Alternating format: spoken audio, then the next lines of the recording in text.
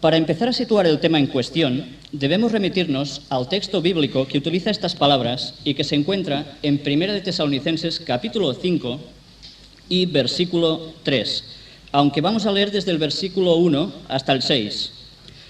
También os digo que el resto del capítulo tampoco tiene desperdicio, vale la pena que luego en casa lo leáis.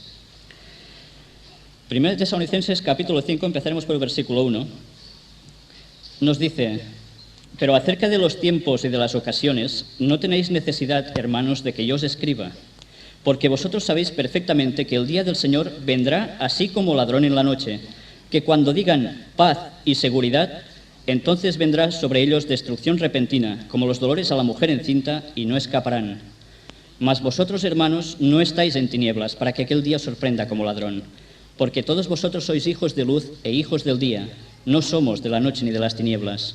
Por tanto, no durmamos como los demás, sino velemos y seamos sobrios. Fijémonos, si miramos el contexto donde están ubicadas estas palabras del apóstol Pablo, basta tan solo leer el capítulo 4, versículos del 13 al 18, para darnos cuenta de que nos lo está planteando en el momento previo a la segunda venida de Cristo.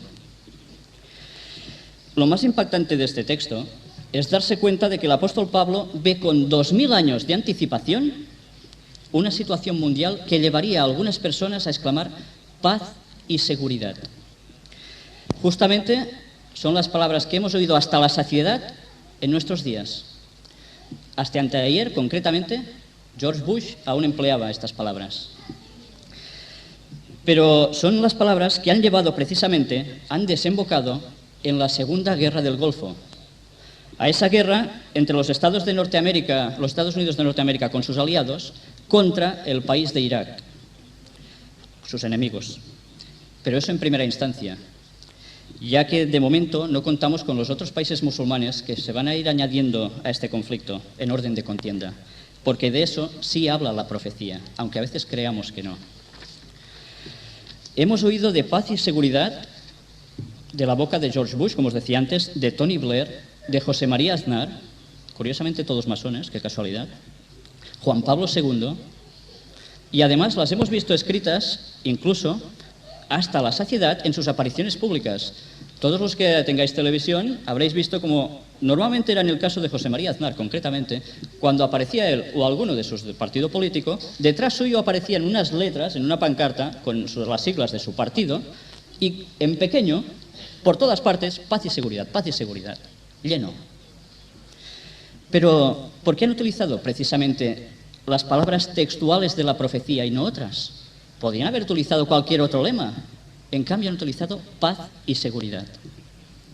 Buscad un texto conmigo en Juan capítulo 14, versículo 29.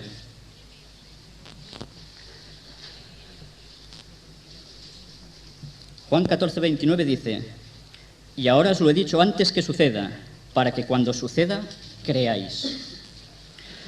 Por eso debemos conocer las profecías, porque sabemos que todo lo que está escrito se va a cumplir y nada debe cogernos desprevenidos. No tenemos excusa.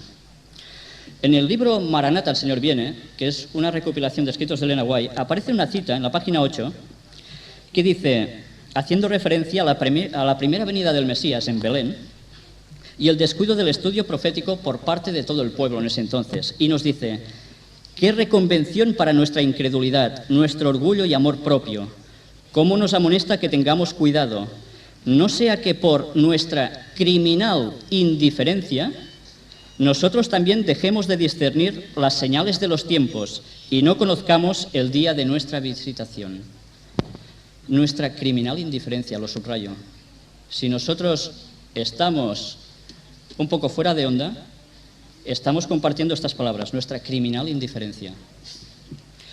Pero ahora vamos a leer una serie de citas de Elena White que, como os decía, hablan al respecto sobre paz y seguridad y nos dan una luz tremenda.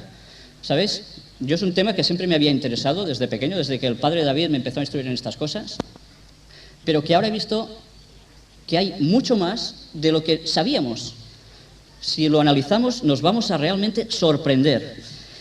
Finalmente, vamos a mostrar un resumen esquematizado del orden de los acontecimientos que de allí se desprenden, de todas estas citas de Elena White. Voy a dar paso a David para que nos vaya enseñando estas vistas. No voy a leer concretamente todo lo que aquí aparece, yo tengo subrayado algo distinto, bueno, que está allí, pero no todo, porque si no estaríamos bastante tarde. Quizás se os va a hacer un poco pesado, puede ser, pero he intentado hacer una extracción de todas las citas que hablan de cosas distintas, para que finalmente veáis que el resumen que vamos a poner aquí de todos estos acontecimientos no es un invento, lo dice Elena White. Vamos a empezar con la primera, que está muy arriba. Bueno. Yo iré leyendo lo que tengo subrayado. Vosotros, si queréis ir leyendo un poco más, vosotros mismos. Al final, si queréis, yo os puedo enseñar los textos originales tal como han sido extraídos del disquete de los escritos de Ellen White, por si alguien tiene duda de que eso realmente no es lo que pone allí o que está sacado de contexto. Nos dice, se requiere de nosotros que sepamos cuándo está cerca. Menospreciar su aviso y negarse a averiguar cuándo su advenimiento esté cercano será tan fatal para nosotros como lo fue para los que viviendo en días de Noé no supieron cuándo vendría el diluvio. Vemos una primera amonestación, ¿verdad? Se nos está advirtiendo. En el segundo párrafo, no os digo de dónde está sacado, ya lo veis vosotros mismos en el encabezamiento. Pablo enseña que es pecaminoso ser indiferente para con las señales que han de preceder a la segunda venida de Cristo. Nos está tocando la cresta, ¿eh? La indiferencia al respecto no vale para Dios. La tercera cita nos dice, cuando ministros, agricultores, comerciantes, abogados, personajes importantes y hombres aparentemente piadosos exclamen paz y seguridad, vendrá destrucción repentina. Ya vemos qué tipos de personajes iban a expresar esto. Más abajo leemos, la gente sueña ahora con prosperidad y paz. Escapa por tu vida es la advertencia de los ángeles de Dios. Pero se oyen otras voces que dicen, no os inquietéis, no hay nada que temer. La multitud vocea paz y seguridad, mientras el cielo declara que una rápida destrucción está por caer sobre el transgresor. Más abajo, en el mismo párrafo, leemos, la inmensa mayoría del mundo desechará la misericordia de Dios y será sumida en pronta e irremisible ruina. La inmensa mayoría va a desechar. En el otro párrafo nos dice, el mal siervo dice en su corazón, mi Señor se tarda en venir. No dice que Cristo no vendrá, no se burla de la idea de su segunda venida. Destierra del ánimo ajeno la convicción de que el Señor va a venir prestamente. Su influencia induce a los hombres a una demora presuntuosa y negligente. Se asocia con el mundo, es una asimilación temible. Juntamente con el mundo queda entrampado. Fijaros la influencia de decir según qué cosas. Siguiente párrafo nos dice, los que se encuentran bajo la influencia del Espíritu Santo no serán fanáticos, en cambio. Habrá en ellos serenidad, determinación y estarán libres de cometer disparates. Todos los que en su manera de ser brillen con la luz de la verdad serán prudentes en la forma como claman por paz y seguridad. Seamos cuidadosos con la influencia que ejercemos en este tiempo. Curiosamente, vemos cómo ha habido manifestaciones a nivel de calle donde se clama por paz y seguridad. Y cristianos participan de eso. Debemos plantearnos un poco que está bien que clamemos por paz y seguridad, pero cuidado con nuestra influencia. Más adelante, en el otro párrafo dice, no os excitéis, no hay causa de alarma especial. Los que se sienten cómodos de Sion claman paz y seguridad. ¿Quiénes son los de Sion? ¿No son el pueblo de Dios? Nos está diciendo que dentro del pueblo de Dios hay gente cómoda que va a decir esto, si no lo ha dicho ya. En el otro párrafo dice, el mensaje que deben dar a su pueblo los ministros que él ha llamado para que amonesten a la gente no es un mensaje de paz y seguridad. No es meramente teórico, sino práctico en todo detalle. En el mensaje de los laodicenses, los hijos de Dios son presentados en una posición de seguridad carnal.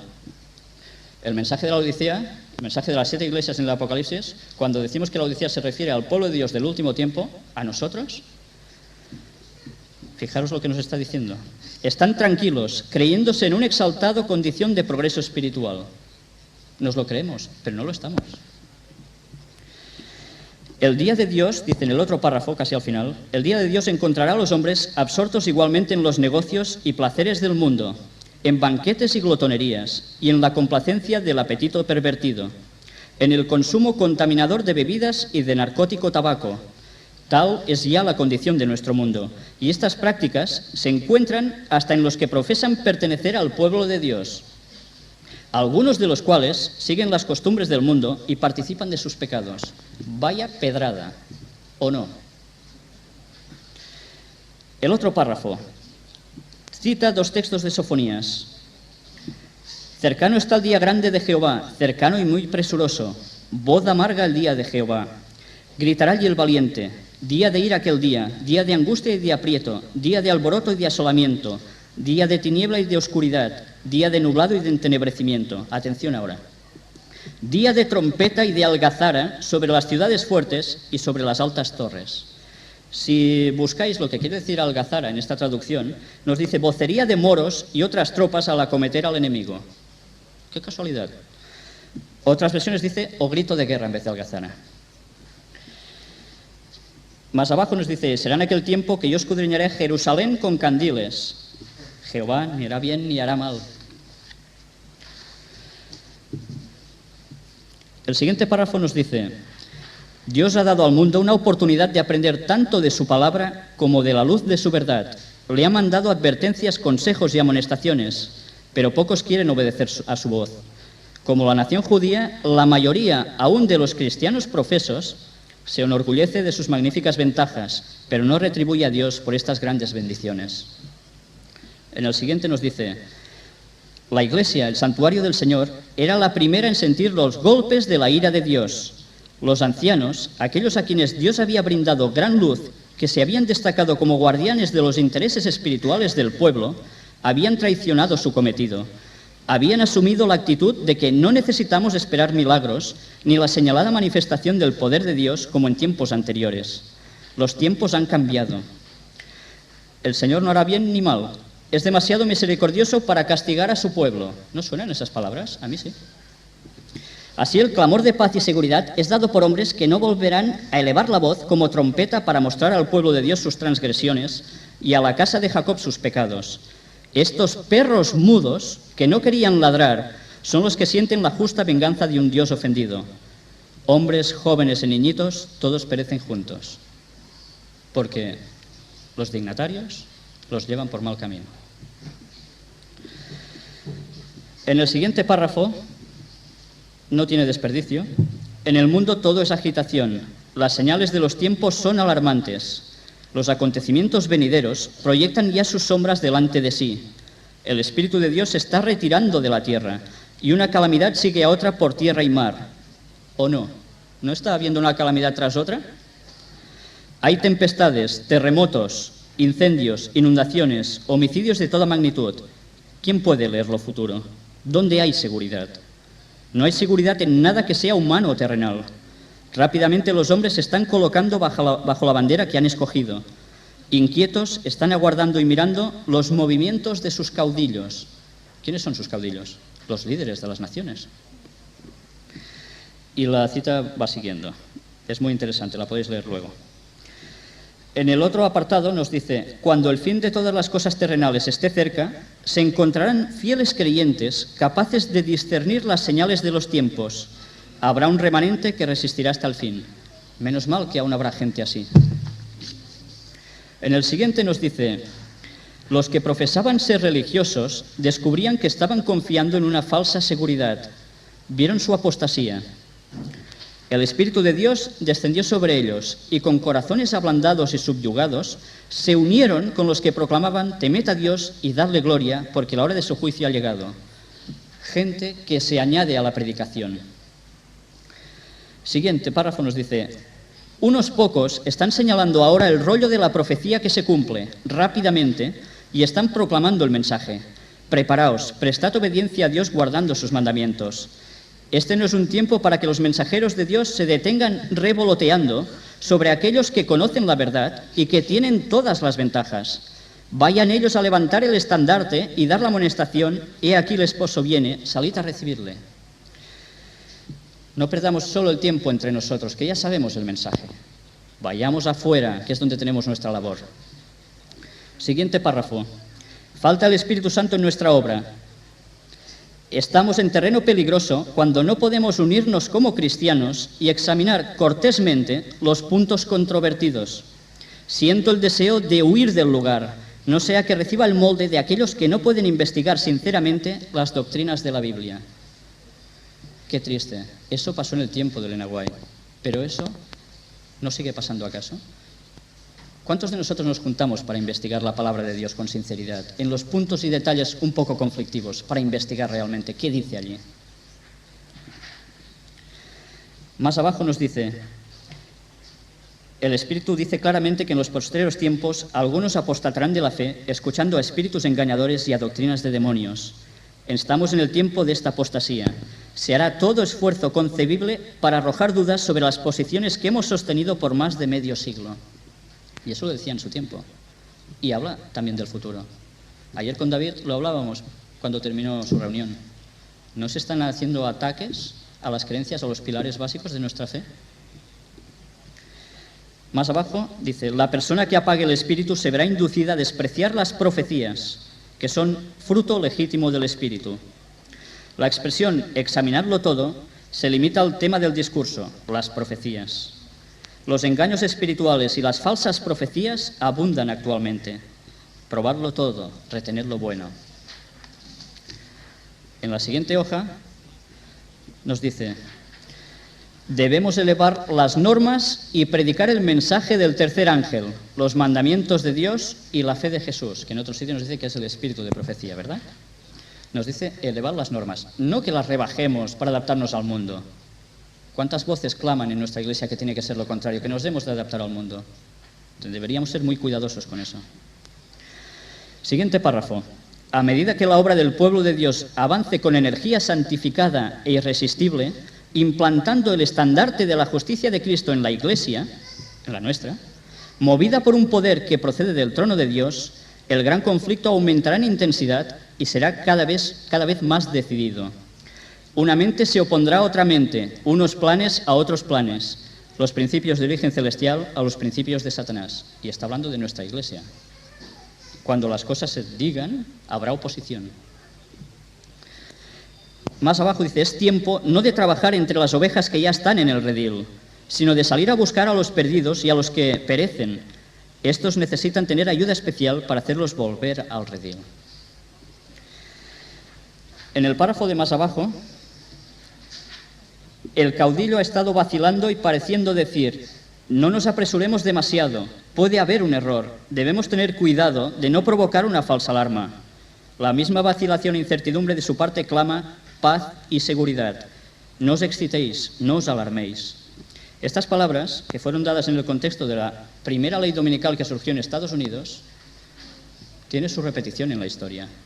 Cuando veamos las cosas, se vuelve a levantar entre el pueblo de Dios gente un poco encumbrada que dirá, tranquilos, si no pasa nada, no os alarméis. La historia se repite siempre, Elena White lo dice. En la siguiente hoja nos dice, en todas las ciudades sus agentes están organizando empeñosamente en partidos a aquellos que se oponen a la ley de Dios. El gran engañador está tratando de introducir elementos de confusión y rebelión, y los hombres están enardeciendo con un celo que no está de acuerdo con su conocimiento.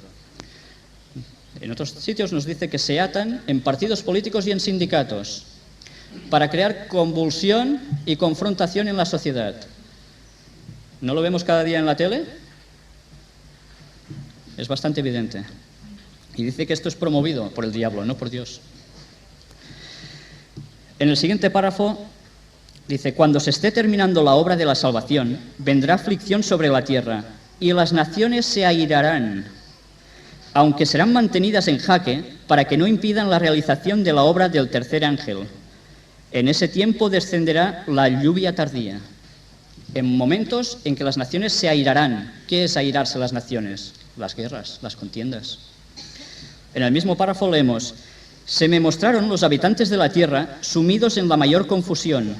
Guerra, derramamiento de sangre, privación, necesidad, hambre y pestilencia abundaban en la tierra. Más abajo dice, parecía haber un corto tiempo de paz. Nos está hablando de unas guerras y luego se le muestra que hay un breve periodo de paz, lo que en otros sitios ella dice como una balsa de aceite momentánea en el mundo. ¿Pero se termina aquí todo? No. Fijaros más abajo que dice, otras naciones se hallaban empeñadas en esta guerra y confusión, porque si leemos un poco antes, nos vuelve a hablar de que la guerra vuelve a surgir.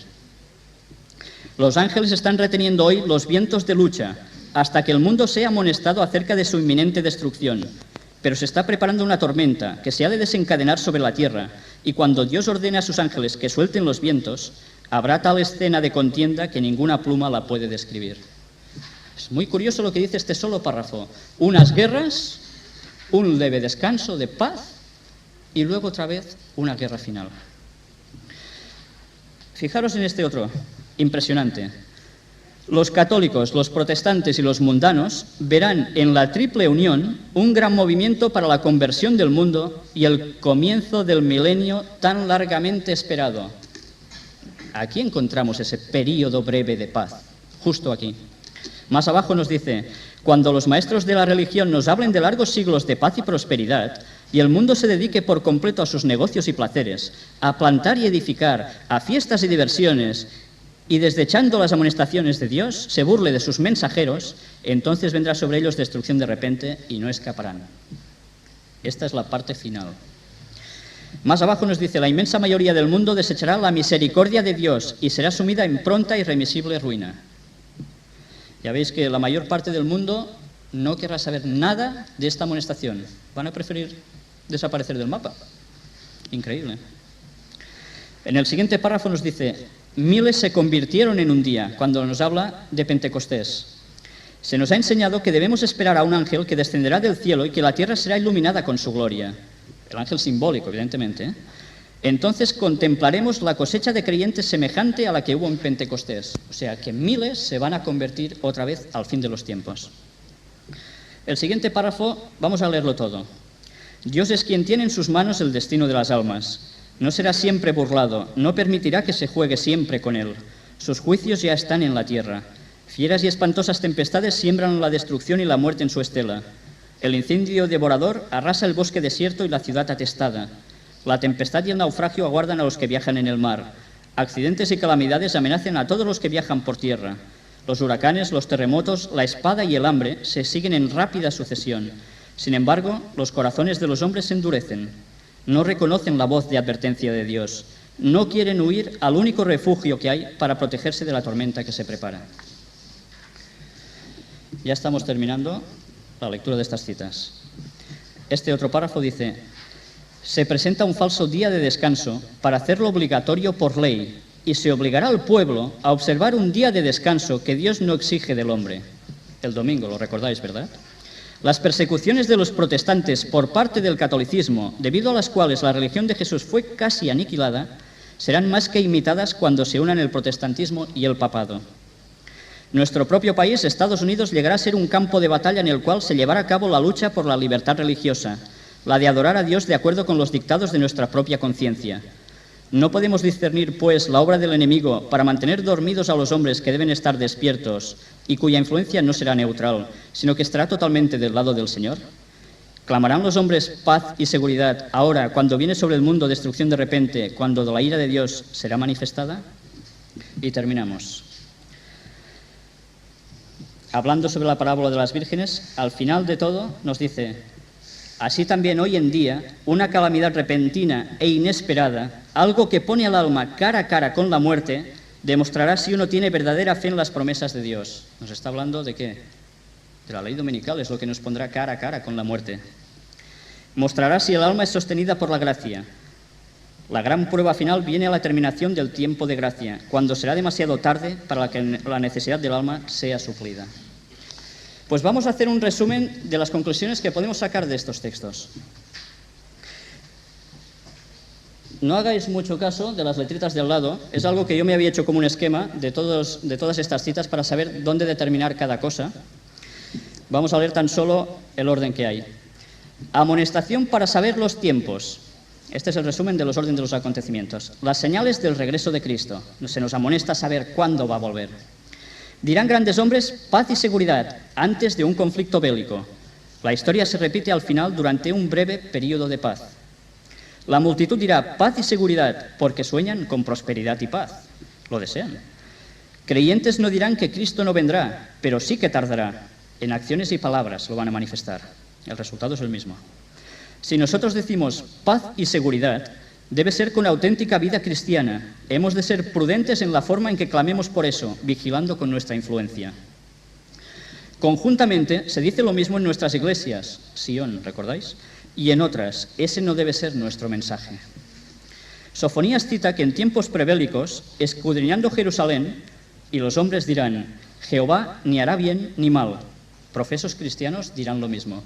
Perdonad que esté hecho a mano, pero como un servidor no tiene ordenador, lo hace en sistema cutre.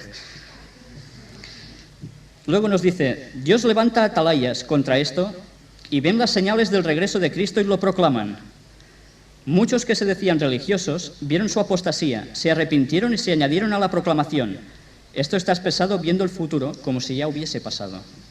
Esa es la gran ventaja de un profeta. Se les ponen trabas a las personas que dicen eso. No se quieren unir para estudiar controversias e investigar sinceramente. Se dicen falsas interpretaciones proféticas y doctrinales. Se despreciarán las profecías. Se atacan principales doctrinas, cuando las normas y la verdad del mensaje del tercer ángel deben ensalzarse. Cuando el pueblo de Dios avance, Satanás se opondrá. Hay que trabajar más por los de fuera anunciando todo y no perder tiempo entre nosotros. En la primera promulgación de la ley dominical en algunos estados de los Estados Unidos de Norteamérica, varios dirigentes fallaron diciendo paz y seguridad. ¿Se repetirá la historia?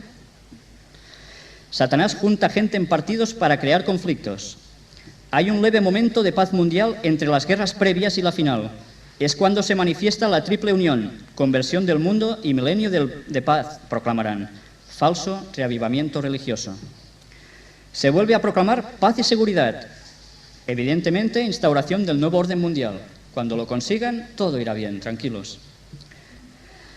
Los vientos son retenidos para terminar la amonestación y advertencia que nosotros debemos dar, porque nosotros sabemos lo que va a pasar. Habrá conversión por miles, pero no todo el mundo se arrepiente. Se sueltan los vientos, estalla la gran guerra ya con la ley dominical. Se volverá a negar que haya problema con esta ley, paz y seguridad. La gran prueba de la ley dominical, so pena de muerte al fin del tiempo de gracia, denotará si estamos con Cristo. Y finalmente, ¿qué sucede? Pues que Cristo regresa. Quizás podríamos sacar aún más conclusiones de esos escritos y de los otros que no hemos podido dar por falta de tiempo. Pero creo que vale la pena que si tenéis ordenador y tenéis ese disquete tan valioso, diría yo, de los escritos de Elena White, que no están todos en nuestros libros en castellano, pero allí sí aparecen, sacar la extracción e investigar. Eso y de la Biblia. Y junto vamos a ver que hay más luz de las que hemos visto hasta ahora. Ahora podríamos plantearnos dónde ubicaríamos, ante ese esquema, la gran crisis que ha de venir a todos los niveles, económica, socialmente, etc. Podríamos también preguntarnos cuándo se le va a dar el poder al Papa. Podríamos preguntarnos también cuándo aparecerá el falso Mesías, Satanás mismo haciéndose pasar por Jesús. Y una pregunta crucial y que en nuestras iglesias no se plantea: ¿habrá la reconstrucción del tercer templo en Jerusalén? ¿Es esto profecía? ¿Hay más verdad para el tiempo del fin que hasta ahora no conocíamos? Elena.